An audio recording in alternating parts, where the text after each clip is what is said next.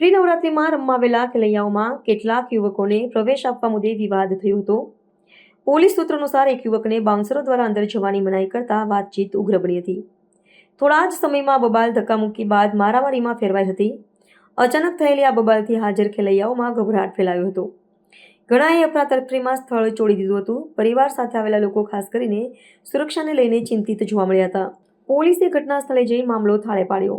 ઘટના અંગેની જાણ થતાં જ સિંગણપુર પોલીસની ટીમ સ્થળે પહોંચી ગઈ હતી. પોલીસે બંને પક્ષોને સમજાવી મામલો થાળે પાડ્યો હતો. મળતી માહિતી મુજબ ઘટના બાદ પ્રિન્સ ગ્રુપના મુખ્ય કાર્યકરો અને ટીમ મેમ્બરો સ્થળ પરથી ગાયબ થઈ ગયા હતા, જેના કારણે પોલીસને પરિસ્થિતિ સંભાળવામાં મુશ્કેલી પડી હતી.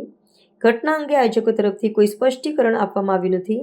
સૂત્રો દ્વારા મળતી માહિતી પ્રમાણે ઘટના બાદ બંને પક્ષોએ વાતચીત કરી સમાધાન કરી લીધું છે, જેના કારણે સત્તાવાર રીતે કોઈપણ પ્રકારની ફરિયાદ નોંધવામાં આવી નથી.